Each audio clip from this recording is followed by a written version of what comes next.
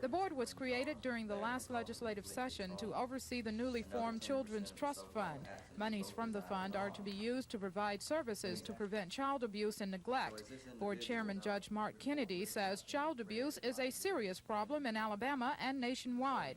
Physical abuse kills more children between the ages of 6 and 12 months than any other specific cancer or infectious disease. In 1982, just in Alabama alone, there were over 24,000 reported cases of child abuse. Judge Kennedy says the 14-member board has several jobs, including providing information for local child abuse prevention programs and making suggestions to the legislature about statewide prevention policies. Much of the funding for the program will come from state and federal grants and private foundations, but Judge Kennedy says individual taxpayers can also help. On all of our state income tax returns for this year and for each year thereafter, item 34 specifically, will provide for an income tax checkoff of up to $4 for a joint return and $2 for an individual return out of your refund money that can flow into this trust fund. The board plans to launch a statewide media blitz about the program since, as Judge Kennedy puts it, child abuse is everybody's problem. Lois Russell, WSFA TV News. Nursing emergency rooms are there because of inflicted trauma. Another 10% of the so-called unarmed. When examined in July of 1970. So as this individual who had obviously an environment where they can be protected from physical abuse, and found something that was very interesting, very sad. On all of our state income tax returns for this year and for each year thereafter, item 34 specifically, will provide for an income tax checkoff of up to $4 for a joint return and $2 for an individual return out of your refund money that can flow into this trust fund so that we can provide for prevention programs in the areas of child abuse.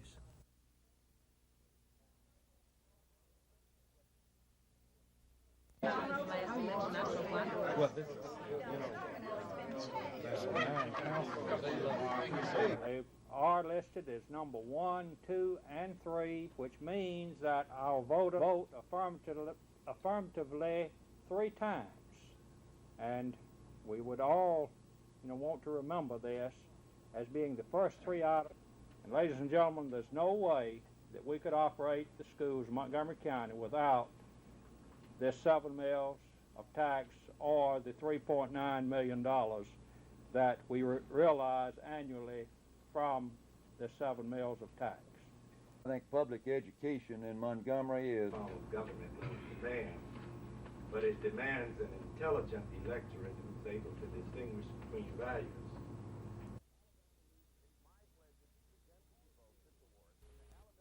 It's my pleasure to present to you both this award from the Alabama League of Aging Citizens, their Hall of Fame award, signed by the Governor of Alabama and the President of the League, Reuben Hannon. You deserve it. That's lovely. There you go. Thank you. I tell you what, Tom, she can have it 6 months, then I'll take it over. That's right, okay? right. All right. That's lovely. That's lovely. Isn't that nice? You're going to have to find wall space for that. Yeah.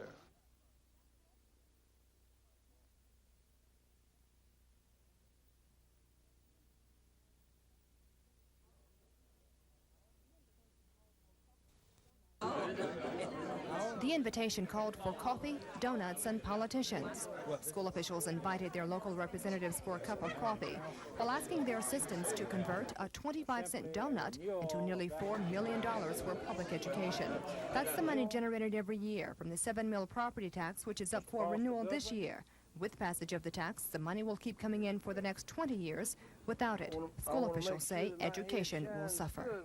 And ladies and gentlemen, there's no way that we could operate the schools in Montgomery County without this 7 mills of tax or the $3.9 million that we realize annually from the 7 mills of tax. Educators asked their representatives to urge voters to support Amendments 1, 2, and 3 on the ballot. They promised to. It's absolutely essential to the ongoing work of the Montgomery City County school system, and I certainly want to support it, will support it, am supporting it, will continue to support it, and urge all right-thinking Montgomeryans to do the same. Today's coffee and donut gathering also gave state legislative candidates a chance to campaign, since they, along with school officials, say they're looking for a victory November 8th. Kim Davis, WSFA TV News.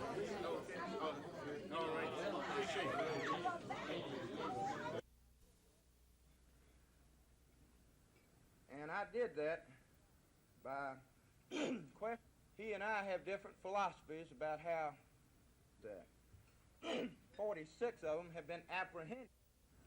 Now, some critics will say, we're going to have more guards if we're going to put up tents and leave these people in there because they're not all that secure. Well, for crying out loud, if they're not secure enough to turn them loose, what is he talking about having more guards inside the jail to watch them? If they are responsible enough and trustworthy enough to put on the street, we don't have to worry about extra guards in a penitentiary. Special Assistant United States Attorney, and at the end of the day, I was being prosecuted by the Assistant United States Attorney in Montgomery. And I did that by committed other offenses, and let me read. I believe since this thing, since he hadn't issued his order yet, I believe I'm going to decline to answer your question.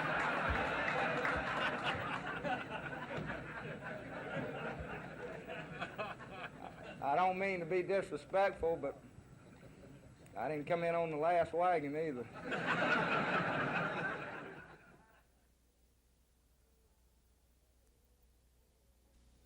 That makes my life this you need to know I love you so, and I'll do it all again and again. Whoa, whoa, whoa, yeah. Oh, girl, you know I know the way you feel. I need your love for always, 'cause when I'm with you, I fall in love again and again and again, baby. You are the sun, you are the rain that makes my life this foolish game. You need to know I love you so, and I'll do it all again and again.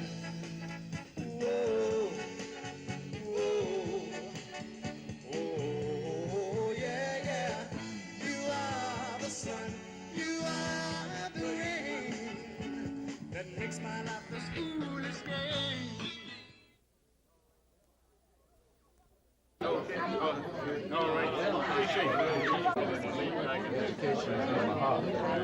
Are listed as number 1, 2, and 3, which means This form of government was banned, but it did. public school children of this. For education in our community. And we are just renewing it so that we can continue in Hill, Mr. Foster Goodwin,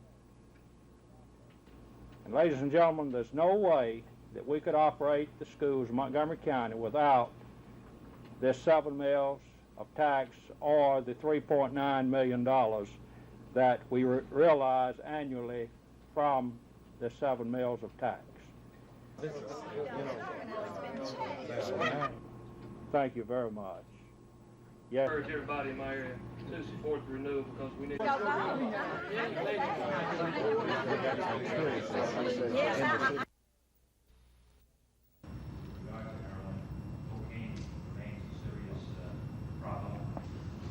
like to extend a warm welcome to you, Admiral Stewart.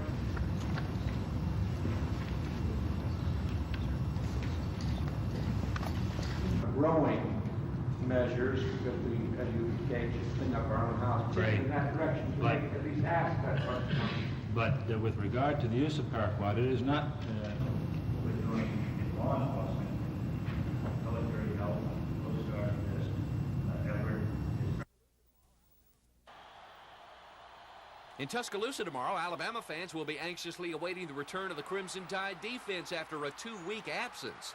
In 2 straight losses to Penn State and Tennessee, the Tide defenders allowed 75 points. And Coach Ray Perkins used last week's open day to install a few changes. We've made some adjustments in our defensive scheme. I think our defensive coaches have come up with some great ideas to make some adjustments that will help us, and I'm very pleased and have all the confidence that it will. Perkins says that perhaps 5 freshmen will get the starting nod on defense against Mississippi State.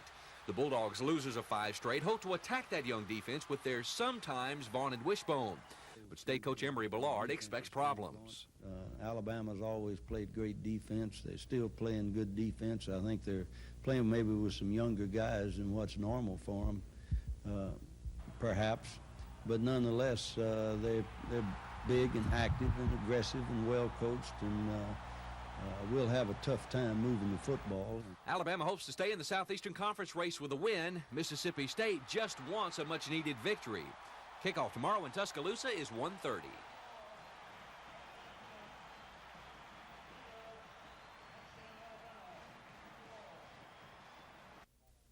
I don't think so. It was just one of those things that happened. It was a spontaneous thing. It certainly wasn't planned or wasn't thought of beforehand. It was just something that happened, very unfortunately.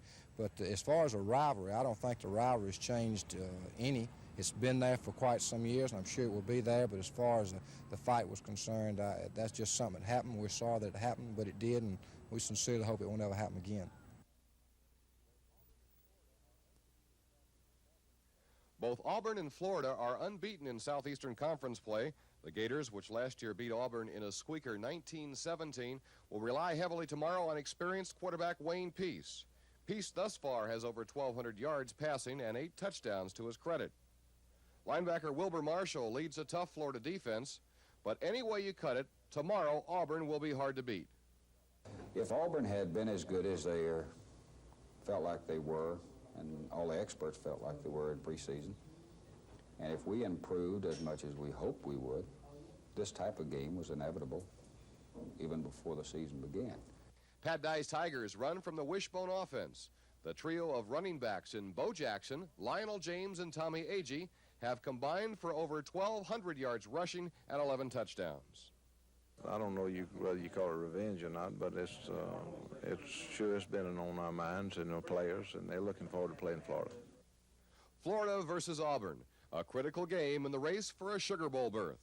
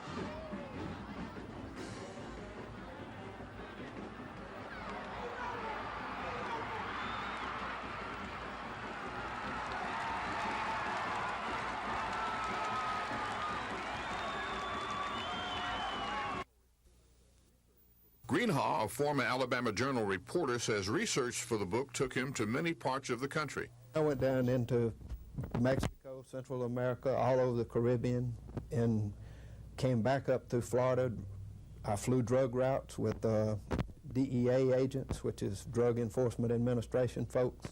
During the interviews and trips along the drug trafficking route, Greenhaw discovered Alabama's important role in the scheme of the distribution of cocaine and marijuana.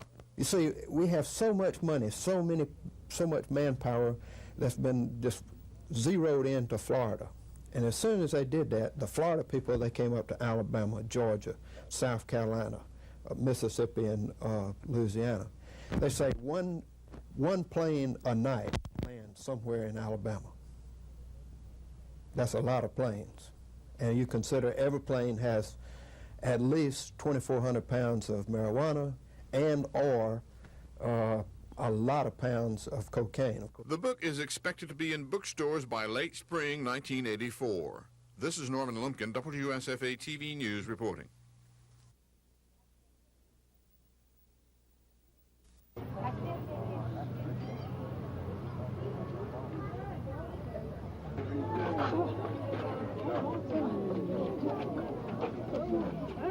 You want us to help you, you don't have to help yourself. That's what we tell you. That's right, we fixing to go with you right now. Take your time, Bob.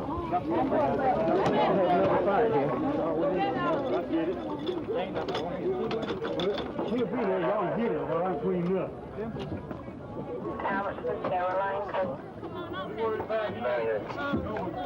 Nadia. Right, 83-65.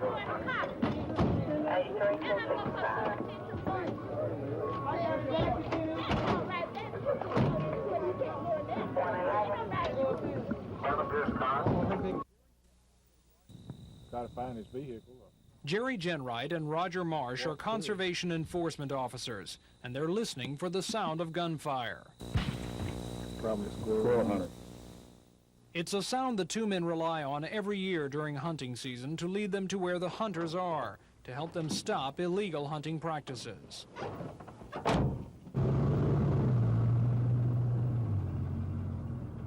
Illegal hunting, baiting fields, killing more animals than allowed by law, hunting at night or without a license. Every year it presents a new crop of troubles for the State Conservation Department. Oh, we'll have an awful lot of honest people that have a good season. We'll have the violator that'll give us fits. Charles Kelly is the director of the Game and Fish Division. But the biggest obstacle to the future of hunting in Alabama is the so-called rogue hunter, the violator that has no respect for the landowner, the sportsman hunter, anyone else. And he's out there, and he's going to stay out there, and we've got to spend an awful lot of money and time to try to catch up with him. And the job is not made any easier by the limited number of enforcement officers around. Well, we're each assigned a county. I work Montgomery County, Jerry works Pike County. A lot of times I find something, a lot of times I don't, but we have so much ground to cover you can only be at one place at the time. This year, Alabama conservation officials expect to find about 13,000 violators of hunting laws, and those are just the people they catch. They admit they are only scratching the surface. Still, this season, as always, they hope their efforts will be enough to keep other violators running scared and to make potential violators at least think twice before breaking the law. Tom Foreman, WSFA TV News.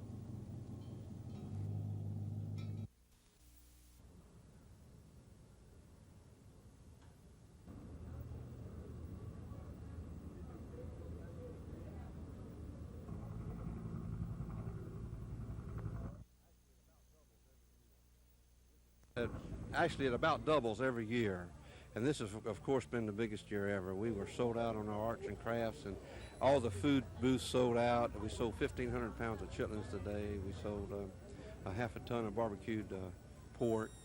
As you can see, we had a really great day. We had a field full of people, and you'd be surprised at the people that like chitlins. We talked to people today from many other states. I talked to people from Atlanta, people from Tennessee, people from Florida. So it's just not a local food. I'm surprised at how wide a range the chitlin food is.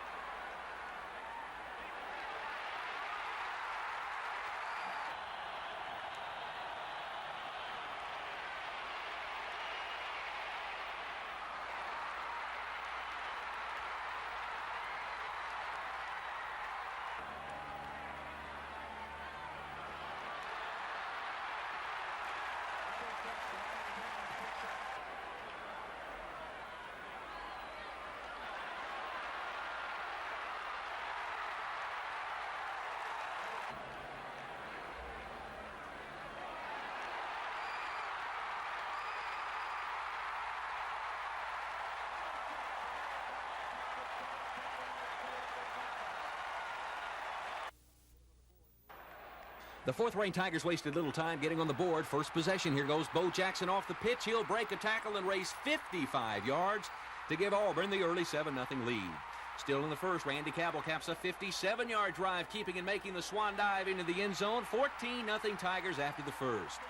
Florida got on track early in the second. Wayne Peace goes to Ricky Natil. This reception covers 41 yards, a Gator TD.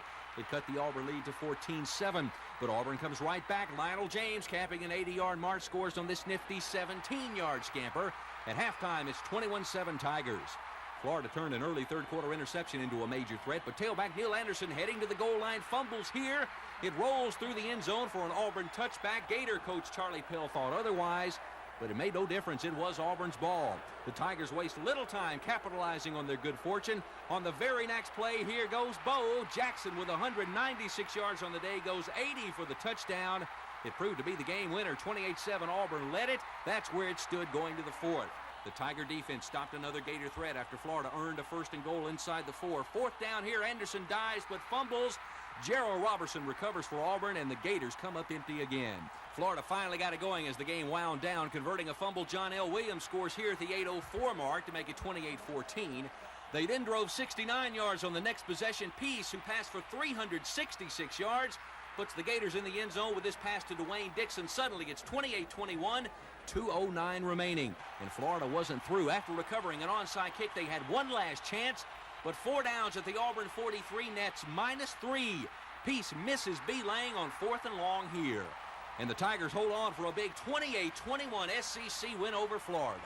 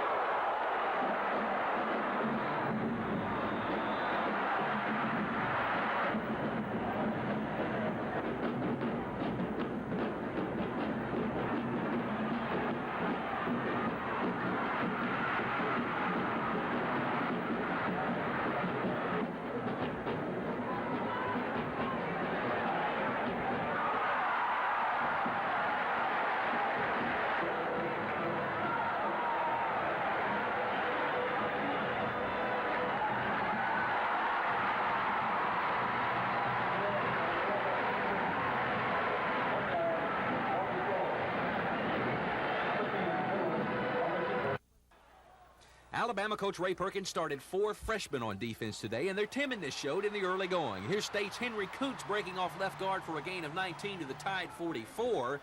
The Bulldogs took it to the 8, but got no closer. Artie Cosby boots this 25-yard field goal. State had the early lead, 3-0. But Alabama strikes right back, going 77 yards. Ricky Moore gets the final 15 on this run up the middle. 3:31 left in the first, 7-3 Alabama.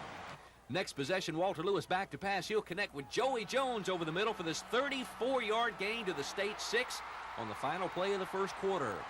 Opening play of the second now, Lenny Patrick scoots it in, 14-3. The Tide increases their lead. Mississippi State added a field goal, then John Bond connects here on the slant in to Danny Knight for a touchdown, but the try for 2 failed. 14-12 Alabama at intermission. Third quarter now, the Tide begins to pull away. Ricky Moore will go in from the 4, 21-12 Alabama.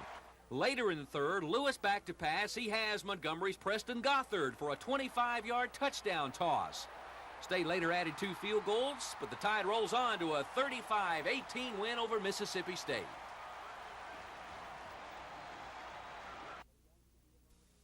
This right here is the field. Bo Bentley wants to be a Marine. He's 19 years old and hopes to begin training sometime after the first of the year. The recent events in Lebanon and Grenada, where Marines have died, have not made him back off from his decision. Really, there's no feeling pro or con toward it. It's just that I want to do what's right for my country. If anything, Gunnery Sergeant Larry Rock says Beirut and Grenada have increased public interest in the Marines. Well, we've definitely seen an increase in our office calls. They're up about 200% in the phone inquiries about what a man has to do to join the Marine Corps. Also, our office traffic, people that would normally come in through the door asking about the Marine Corps, has increased substantially.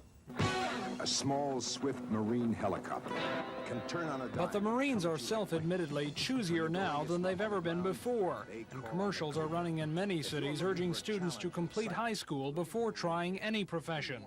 We have people in our delayed entry program that are scheduled to go into recruit training here after graduation.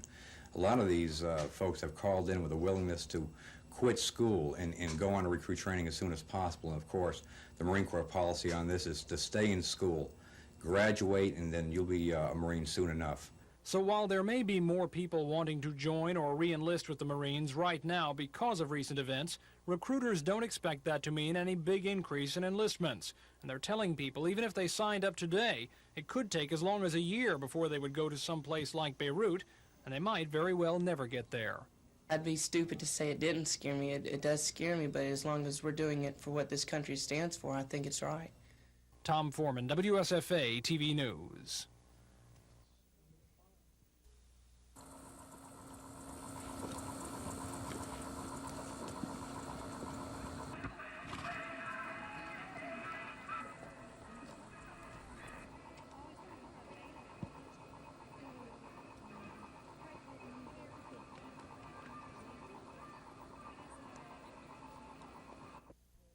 I can remember as being a child, one of the highlights of the year was Halloween, because you ran out and you trick-or-treated all over the place. Every house that had a light on, you went to it, whether you knew the people or not. And then you ran home, poured it on the table, and just started eating candy to the point of being sick. But Lieutenant Lisenby says that's not the case anymore. It seems that some real-life ghouls have started turning up on Halloween, and parents need to take extra precautions to protect their children. We ask that parents accompany their children on trick-or-treat, and we prefer that children 12 and under trick-or-treat. The older ones are really too old to go out in the neighborhoods. You can send them with the younger children. We ask that the parents check everything prior to any of the children eating any of their candy. On the hap chance that someone has tampered with the candy or placed something in the candy, they need to carry a flashlight with them or some kind of light that will shine so motorists can see them. They don't need to run between parked cars or out into the street. Use the sidewalks when possible. And only go to houses that have the porch light on. And Lieutenant Lisenby advises parents to explain to their children just why these safety measures are necessary. She says while Montgomery hasn't had any major problems on Halloween, there have been some minor ones. There have been a couple of occasions that children here have gotten candy that had straight pins in them. A couple of years ago, we had one child that had a razor blade found inside of an apple. So while the police department does want Halloween to be as much of a treat as possible for kids, Lieutenant Lisenby says parents should guard against the potentially dangerous tricks. And she says if you find any treats that have been tampered with, call the police department's emergency number, 911. Lois Russell, WSFA TV News.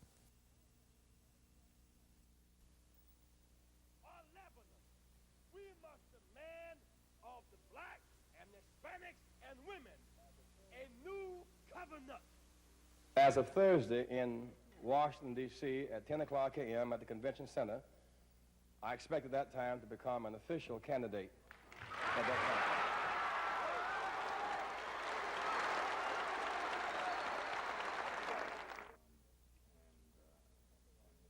People who want to come to Washington, who want to raise money, wanted a bit more information, and now that they know that they're coming to Washington to contribute and to go back home and organize, we expect that will be a great launching pad for this crusade. What was the final factor that brought you? I'm finding it extremely difficult now to get away. When I say that, I like to blend. And if you know anything about Lionel Richie, I cannot blend anymore.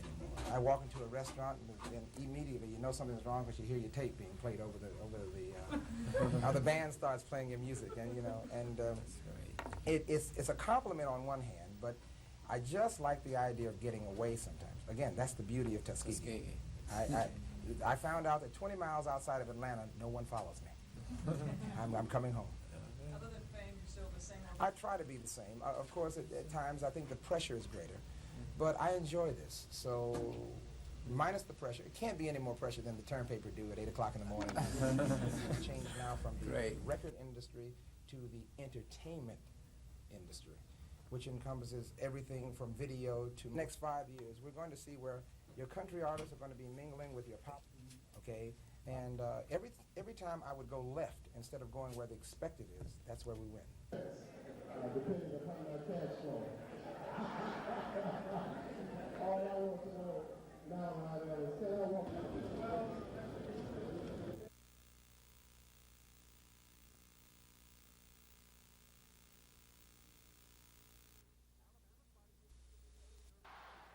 Alabama spotted Mississippi State an early 3-0 lead in Tuscaloosa, then came storming back. Ricky Moore's 15-yard run here put Bama up 7-3. It was 14-3 early in the second when Lenny Patrick scores on the sweep from the 8. John Bond later connected with Danny Knight for this TD pass to cut the Tide lead to 14-12 at halftime. In the third, Bama began to pull away. Moore's run from the 4 here made it 21-12. Walter Lewis went to the air for the next tally. He'll connect with Preston Gothard for this 25-yard touchdown pass to make it 28-12. A couple of state field goals and an interception returned by Ricky Thomas, one of 4 freshmen to draw a start on defense for the Crimson Tide, made the final Alabama 35, Mississippi State 18. And next up for Bama, a road trip to LSU. Down there in Tiger Stadium, LSU is one of the toughest football teams in the country, I can assure you. In Auburn, the running of Bo Jackson and Lionel James and a fine defensive effort carried the Tigers past Florida. Jackson's run of 55 yards here put Auburn in front early, 7-0. James's touchdown jaunt of 17 gave Auburn a big 21-0 lead midway through the second. It was 21-7 at halftime. Controversy that has plagued this series the past 3 years rose again in the third. Neil Anderson on the sweep appeared to have scored a touchdown before fumbling out of the end zone. The referee signaled Auburn touchback, saying Anderson fumbled before crossing the plane of the end zone, which the replay shows was the correct call. Instead of a 21-14 game, it was still 21-7 in Auburn's ball. The Tigers then broke it open on the next play as Jackson breaks an 80-yard touchdown run. 196 yards rushing for Bo. Auburn in command 28-7. Wayne Peace led a Gator comeback, but the Auburn defense rose to the occasion. A great goal line stand here denied Florida an early fourth quarter tally. Then, after cutting the Auburn lead to 7 late in the game, the Gators had one last chance, but the Tiger defenders yielded nothing. And when Peace misfires here on 4th and long, the game was history.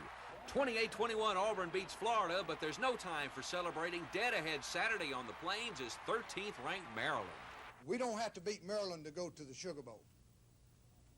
But we got to beat Maryland to have a chance to win the national championship down the road.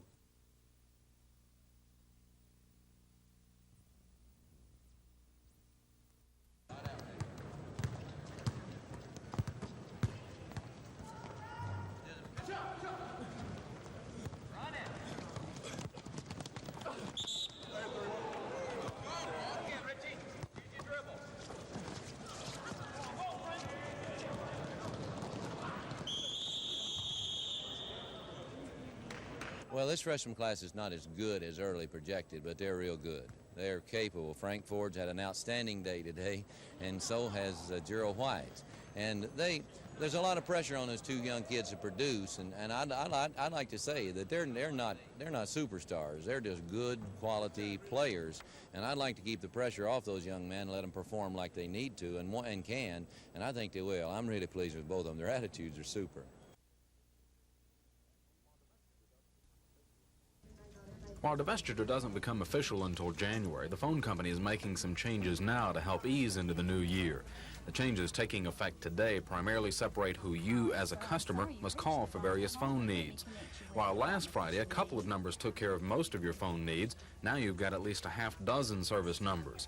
One number is for ordering a telephone line. Another number is for ordering a telephone. That's if you don't buy one of your own from an independent seller. And another number is for problems in billing. Then there's another number for repair to your telephone line and another for repair to your telephone equipment that you buy or lease from South Central.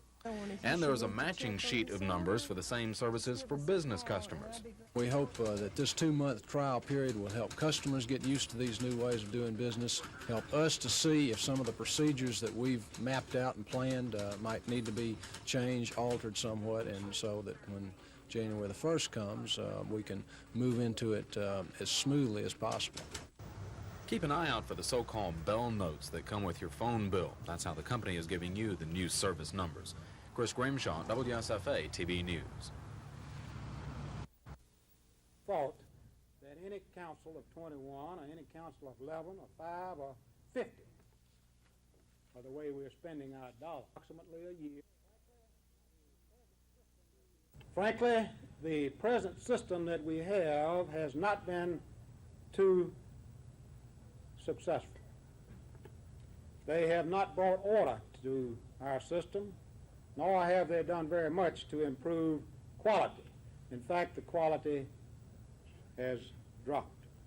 To make it better would be a board of regents for the entire state. This board should have budgetary authority and control over programs, both existing and new. Covered their report. Anyone or any council of 11 or 5 or 50 would meet and say this last.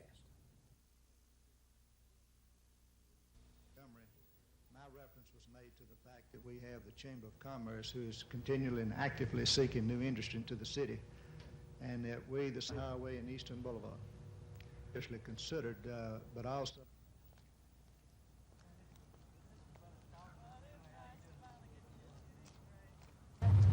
We'll be running, you know, so I met her and talked to her, but I don't know all the policies, why she's running, or she did. Get it? Before, back in 74 to 79, lots of folks running for District 6. District 6 has more than... Yeah, but they corrected that.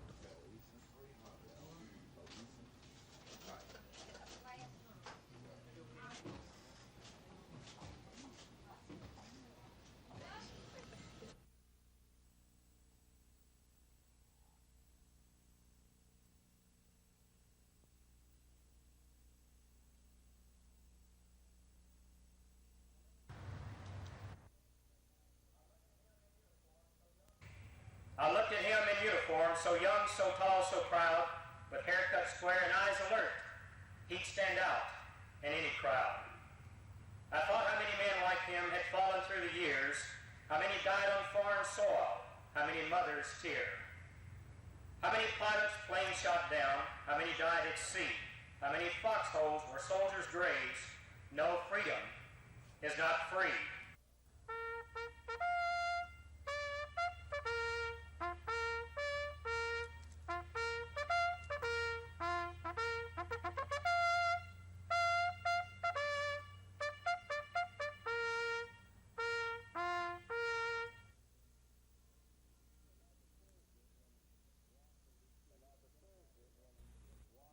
And as of Thursday in Washington, D.C. at 10 o'clock a.m. at the Convention Center, I expect at that time to become an official candidate at that time.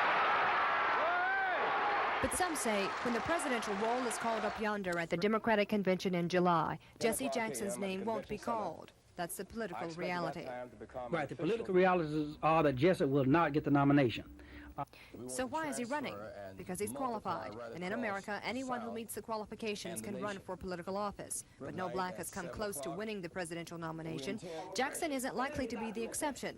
But even if he were nominated, Democrats say he won't beat Ronald Reagan. And Democrats are looking for a candidate to do that in 1984. Ronald Reagan has been bad for this country. So we will have to, I think, support the nominee of the Democratic Party, because I think the Democratic Party nominee will be more in tune to the working people, both black and white, of America. But Jackson's bid for the presidency may encourage blacks to register to vote. It may also encourage the other Democratic candidates to consider asking a black to be a vice presidential running mate. The Alabama Democratic Conference plans to make that recommendation, as well as endorsing a presidential candidate at its summit meeting in Mobile in December.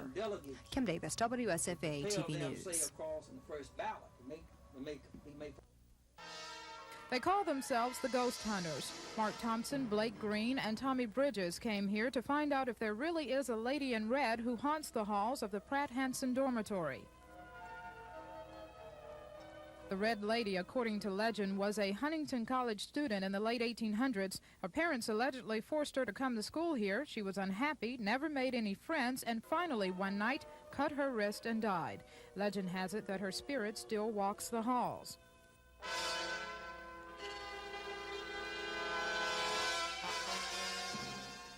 How long has it been since there was somebody who actually believed they had seen the girl in red? Not since I've been here. And how long have you been here? 6 years. This brave trio locked themselves in the darkened room of the Red Lady and waited an anxious 5 minutes for her appearance.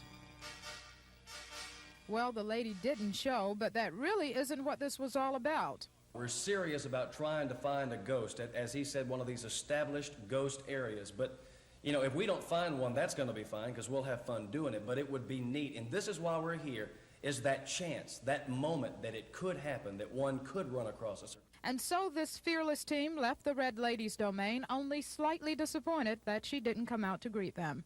Lois Russell, WSFA TV News. Meet the Alabama Legislature Evaluation Research Terminal, or ALERT. Right now, it's just a mass of wires, lights, and computer chips. But within a few months, legislative officials hope the system will be up and running, and most of all, cutting down on lots of typing.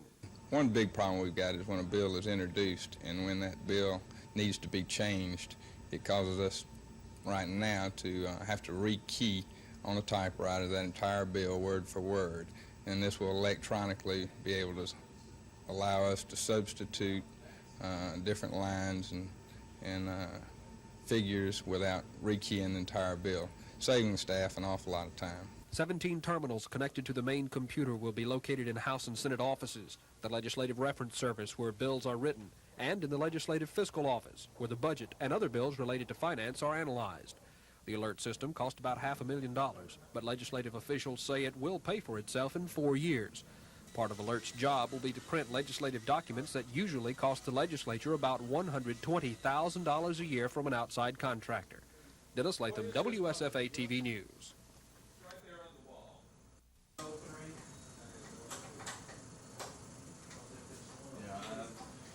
We can go ahead and put this one up.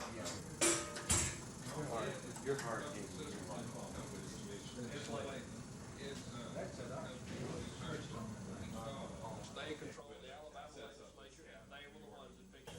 I knew there was something I forgot to bring up. I didn't bring the game study. This is the central process. Is that the tape?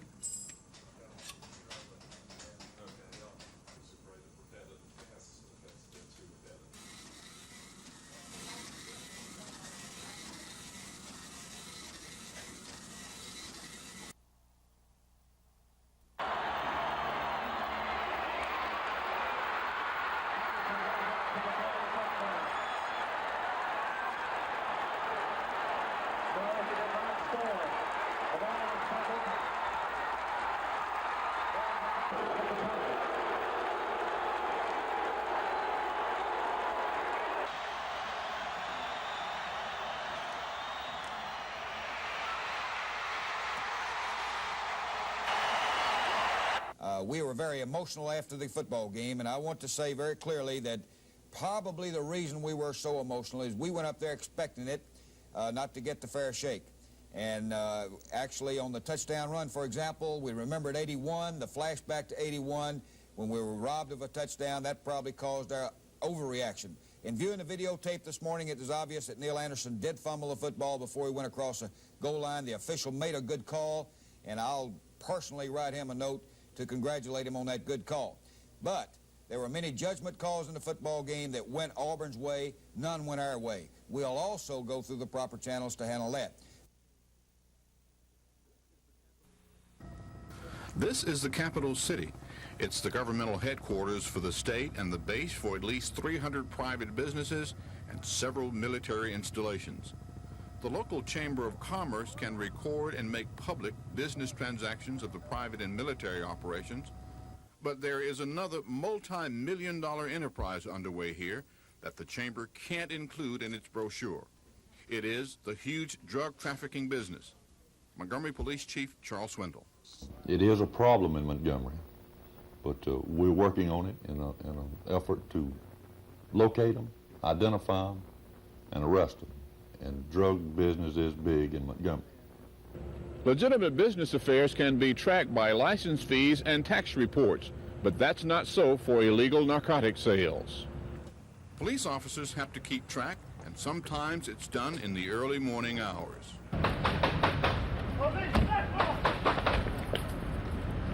Back. Back.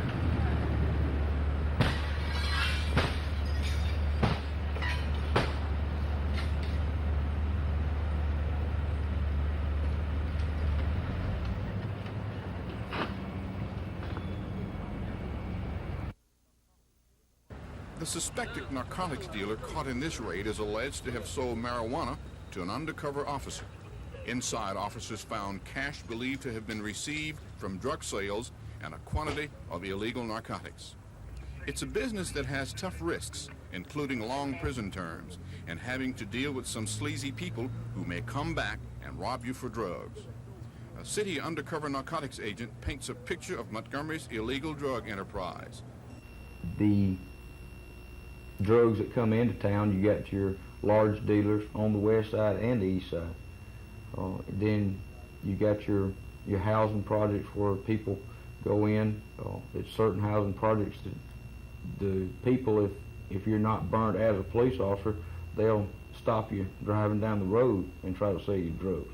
We got one particular area now where that's the thing they're doing. They'll stop you driving down the street. Where on the east side they're a little more conservative. It's harder to get into the east side dope as far as we look at it. Investigators say the drug dealers have divided the city into markets, and as soon as one is busted, he's quickly replaced by someone else anxious to take the risk. This is Norman Lumpkin, WSFA TV News reporting. It was no mistake that this plane loaded with cocaine landed in Montgomery 3 months ago. Authorities say Montgomery is approximately 682 air miles from Colombia, South America, the site of much of the illegal marijuana and cocaine trade. Officials believe the 815 pounds of cocaine aboard the craft was to be loaded in trucks and cars and taken to other cities. Montgomery may have been one of the drop points. Montgomery is convenient to drug traffickers because it's one of the places planes can refuel at night on a trip from South America. This city's narcotics dealers are also supplied from Miami, Atlanta, and Birmingham. Another large wholesale supply point is Prattville, Alabama. Officials say a ready supply of marijuana is sold to Montgomery drug dealers by a young male who lives there. Drug investigators say they've pinpointed 4 streets where the heaviest drug trafficking is underway. In North Montgomery, Texas Street is targeted. In South Montgomery, Shady Side has the largest traffic. They say Kelly Circle leads the east side dope sales, and on the west side of town, West Woodland heads the list for heaviest drug sales. Police say you can buy marijuana, heroin, and cocaine on these streets. Each area is under surveillance by city narcotics agents, and continuing arrests are expected in all sections. This is Norman Lumpkin, WSFA TV News reporting.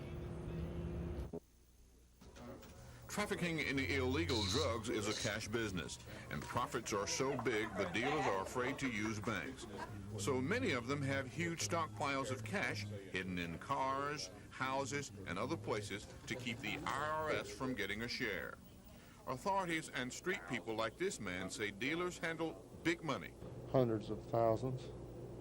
How do they spend so much money in a city like Montgomery? He'll buy presents for his mother, luxury items for himself, boats, cars, pay strictly cash for them. Not too many people ask too many questions. Eventually, you know that the IRS will catch up to somebody. One Montgomery area dealer is known to carry duffel bags stuffed with cash from drug sales in the trunk of his car and to buy real estate, placing it in the names of friends and relatives in an effort to avoid paying taxes to the IRS. Who would ask questions about the origin of so much money when the man has no visible source of income. This is Norman Lumpkin, WSFA TV News reporting. There appears to be no shortage of those in this community willing to deal drugs. 2 of those are now in prison. Robert Lee Glenn, alias Pickhandle, once one of Montgomery's biggest heroin dealers. City drug agents charged him with trafficking on the city's west side. He was convicted and is now serving a 20-year term in a state prison. 23-year-old Billy Leon Robinson is also serving a long prison term in Alabama. He was convicted of being in possession of a half-pound of cocaine. Robinson operated on the east side of Montgomery. Robinson had a Miami connection, and drug agents say he operated his illegal drug business in the Lake Martin area. It didn't take long to fill their slots, though. Sergeant J.T. Times of the Montgomery Vice and Narcotics Unit profiles some of the biggest current drug traffickers in the city. A profile of the 7 major drug dealers in the city of Montgomery are: on the north side of town, there's a black male, approximately age 45, that deals primarily in cocaine. There's also a black male on the north side of town, approximately age 30, that deals in cocaine. On the south side of town, there's a white male that deals primarily in marijuana. On the east side of town, you have 2 major drug dealers. One's a white male, approximately age 35, that deals in cocaine. The second is a white male, approximately age 30, that deals in cocaine. On your west side of town, there are 2 black males that deals heavily in drugs. The first black male is approximately 35 years of age that deals in marijuana. The second black male, approximately age 25, that deals in Taiwan and marijuana. This is Norman Lumpkin, WSFA TV News reporting. And if I had to go through it and vote again, I'd vote it the same way all over again, because I felt like that I voted on the issues, and by voting on the issues, that's the way I voted, and that's the way I'll do it again. This turned out to be Willie Peake's last council meeting. The same was true for Louis Golson. I want to thank the mayor, the department heads, and the other council members. Luther Oliver. I leave off my head high, proud of what has been done and accomplished by the city of Montgomery and the people of District 5. And Donald Watkins, who issued a challenge to the other council members. I think those of you who have sat down here week after week and there's been nothing but rubber stamps or figureheads, you need to reassess your position. As one of his last acts, Councilman Watkins tried to make one final statement on the Todd Road case. He wanted the council to support his findings of police misconduct, but they wouldn't. It was asking too much for Councilwoman Elise Reynolds. As far as I'm concerned, this matter has not been adjudicated in the courts. It has not been proven to me, and I would certainly urge the council not to adopt this resolution. Mr. Watkins says in the few days left to him as councilman, he will personally ask for a Justice Department investigation into allegations of police beatings of black suspects. Susan Silvernail, WSFA TV News. Applauding him because it's exactly what you want to hear. Something should click me when we first announced this program. Where are you? Because if you look at the cost, because he has no authority to build prisons, no authority to start programs in the prison, so he really should not, I feel, and my attorneys feel, even be a part of the court order, because he has no way, if he's held in contempt of court, as I see it, to redeem himself. What can he do? But his attorneys fought to have him kept in as a party to this, and they fought also to raise the limit, raise the amount of the fine.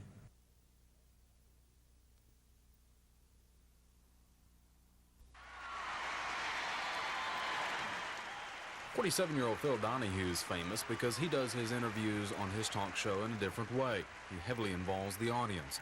But his visit to Auburn was a change of pace. It wasn't a taping of a show or even a program involving some political figure, a movie star, or an author. It was Phil Donahue talking and listening to students and residents of Auburn, one of several such stops this week. He says these talks let him know if he's taking his show in the right direction and to see what the people are concerned about. I'm afraid we're just a little bit too focused on international affairs and with a military foreign policy that makes it more difficult for us to solve the problems at home. I'm wondering whether a young man in the future will be willing to go and fight for this country, recognizing that when he comes home there'll be no job for him. The Donahue Show is 15 years old and has taped more than 4,000 programs, all of which he says is because he's let the audience play a part. Chris Grimshaw, WSFA TV News in Auburn.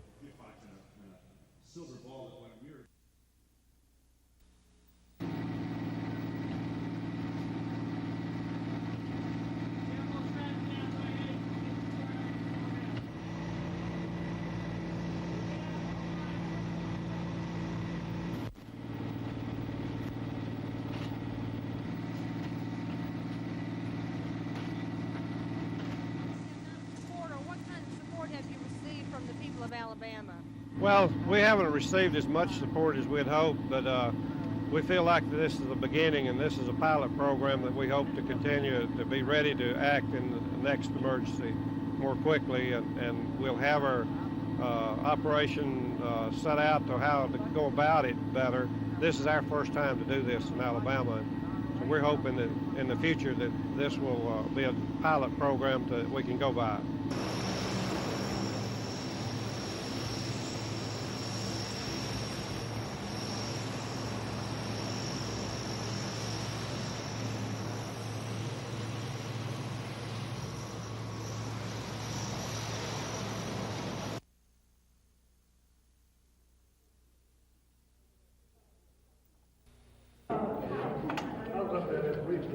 Boy, it must be pretty up there.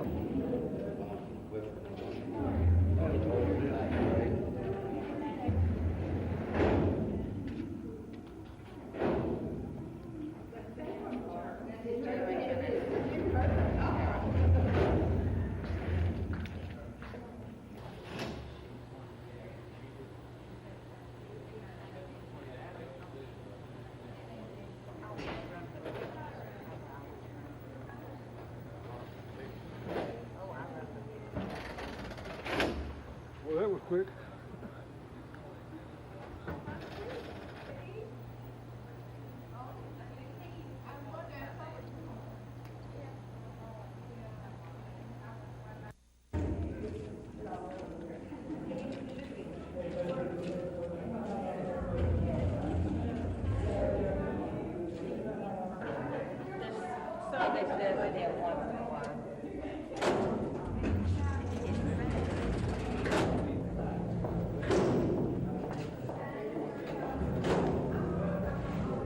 Who you with?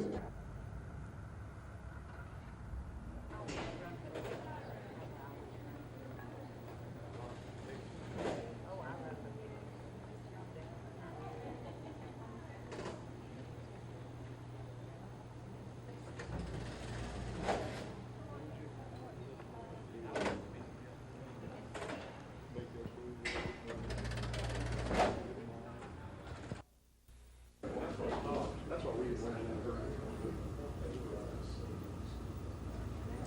right, yes, we're out last.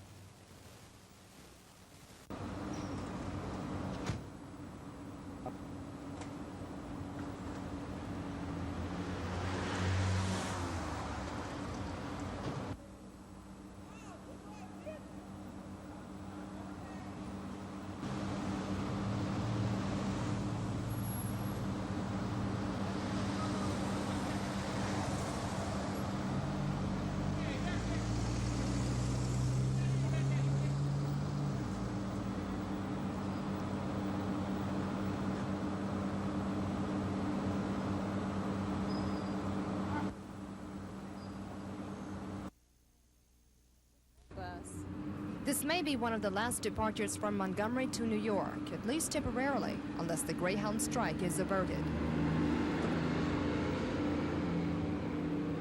The walkout is on hold for the next 48 hours while Greyhound and union leaders try and negotiate a settlement. So far, union workers aren't giving in. Greyhound is asking its 12,700 workers to take a cut in pay. The company says its labor costs exceed the expenses of other bus lines by 30 to 50%. They say the average bus driver for Greyhound makes $35,744 compared to an average of $27,351 for other bus line drivers. And company officials also claim Greyhound is losing money and has been for several years. In Montgomery, where 31 workers, including drivers, ticket agents, and baggage carriers, will be affected by a possible strike, business reportedly has not been good for several years. Union leaders have rejected the company's latest offer. Negotiations broke off last night, just before the original strike deadline.